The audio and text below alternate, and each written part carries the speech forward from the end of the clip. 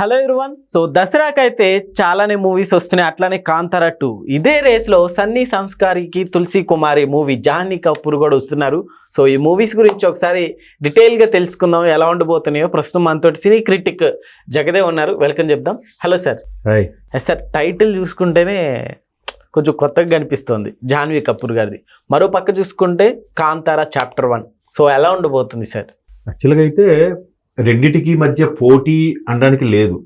Kantara black buster అయిన తర్వాత కాంతారాకి prequel గా వస్తుంది కాంతారా చాప్టర్ 1 అది. రిషబ్ శెట్టి తన సొంత నిర్మాణం కాదు, సొంత రచన దర్శకత్వంలో ఆయనే యాక్టర్ గా వస్తున్న సినిమా. చాలా భయంకరంగా హిట్ అయింది కాంతారా, చాలా తక్కువ ఎక్స్పెక్టేషన్స్ తో. ఇప్పుడు చాప్టర్ 1 మీద ఆటోమేటిక్ గా ఎక్స్పెక్టేషన్స్ పెరుగుతాయి.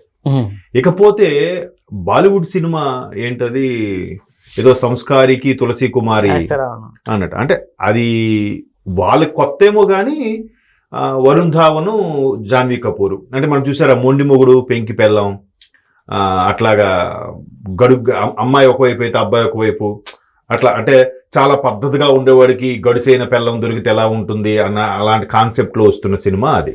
సో అట్లాంటి కామెడీ మనకి 80s లోనే వచ్చేసాయి. జంధ్యాల గారు కామెడీతో ఎవరు పోటీ పడలేరు, అంత అద్భుతంగా ఎవరు కామెడీ పండించలేరు కూడా.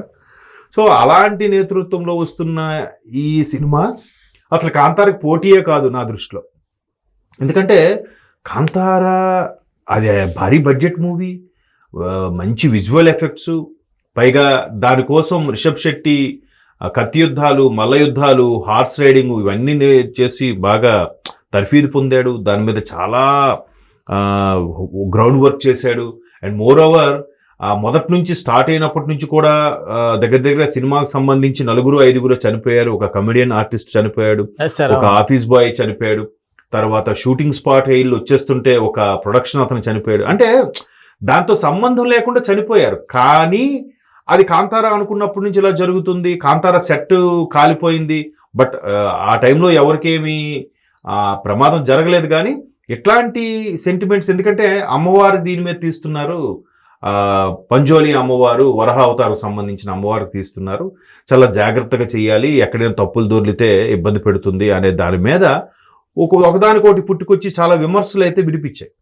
సో అలాంటి ఎక్స్పెక్టేషన్స్తో వస్తున్న సినిమా మన దగ్గర ఈవెంట్ ప్రమోషన్కి యంగ్ టైగర్ ఎన్టీఆర్ గారు వెళ్ళారు, దాని మీద ఎక్స్పెక్టేషన్స్ ఎక్కువ పెరిగాయి.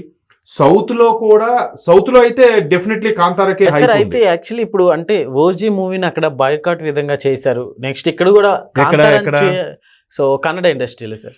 అయితే ఇప్పుడు కన్నడ నుంచి వచ్చే కాంతారాన్ని కూడా అట్లానే చేయాలన్నట్లు కూడా పవన్ కళ్యాణ్ ఫ్యాన్స్ అయితే డిమాండ్ చేస్తున్నారు సార్. దాని ఎఫెక్ట్ ఏమైనా పడుతుంది అంటారా? అట్లా బాయ్కాట్ చేసిన ఓజీ రికార్డ్స్ బ్రేక్ చేసేసిందమ్మా. దీని మీద యాక్చువల్లీ పవన్ కళ్యాణ్ గారు కూడా రెస్పాండ్ అయ్యారు. ఏమని అంటే మనం అట్లా చేస్తాం correct. Exactly, that is Pawan Kalyan. ఇప్పుడు చిన్న ఎగ్జాంపుల్ చెప్తాను. ప్రకాష్ రాజ్ లాంటి వ్యక్తి భయంకరంగా ఆయనకి నోటుకు వచ్చినట్టు ఇదేనా రాజకీయం, నువ్వేని ప్రశ్నించువా, బీజేపీని అడగవా, అది ఇది అంటాడు ఆయన. మరి ఇప్పుడు విజయ్, తమిళనాడు టీవీకే విజయ్ పెట్టడం వల్ల కొన్ని 10 సంఖ్యలో చనిపోయారు. ఇప్పుడు ఆయన గురించి ఏమైనా మాట్లాడుతున్నాడా ప్రకాష్ రాజ్? ఎందుకు మాట్లాడు? అక్కడ ప్రేక్షకులు తన్ని దూసేస్తారు. కానీ అటువంటి ప్రకాష్ రాజ్ని కూడా ఓజీ సినిమాలో పెట్టుకున్నాడు, కొనసాగించాడు. That is Pawan Kalyan.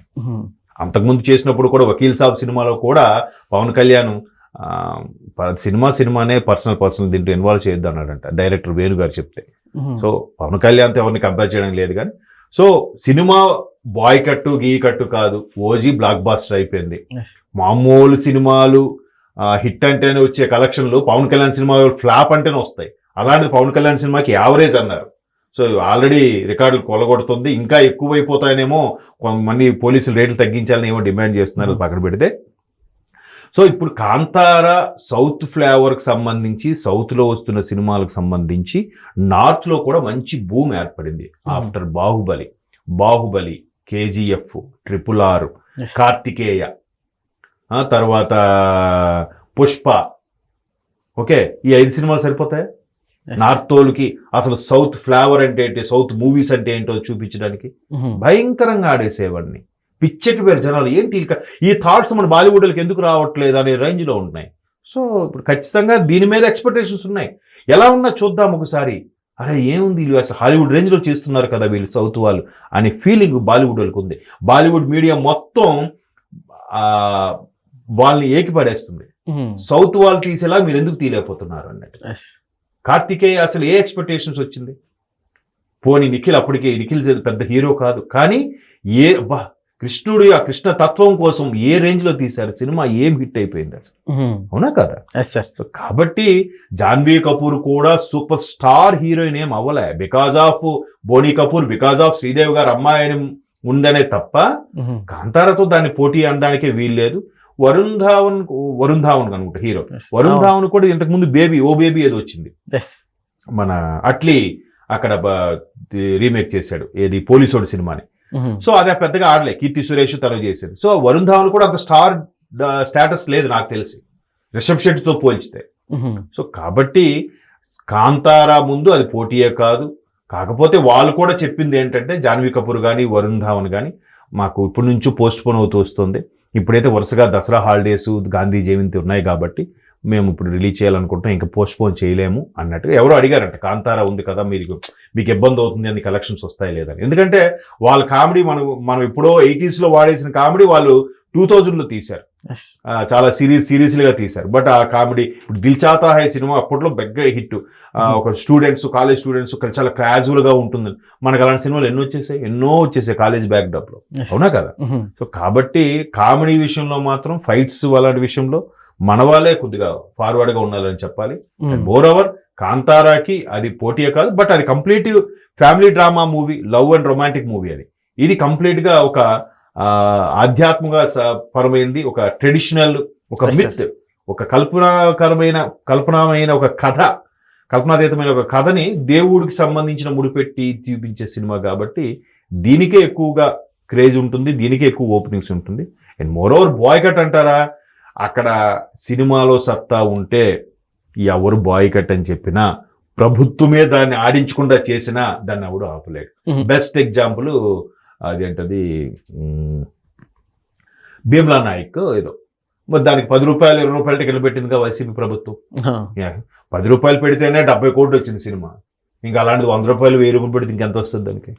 అది ఎప్పుడో 100 కోట్ల క్లబ్లు ఎప్పుడో వెళ్ళిపోయింది పవన్ కళ్యాణ్ సినిమా. వీళ్ళు అరాచకం దీంతో చేశారు. కాబట్టి సినిమాలో సత్తా ఉంటే ప్రభుత్వాలు, పోలీసులు ఎవరిని ఆపినా ఆగదు. దాని ఏమాత్రం కంటెంట్ ఉన్నా, ఏమాత్రం చిన్న కథలు ఉన్నా సినిమా ఎత్తుకెళ్ళిపోద్ది. Okay sir, thank you.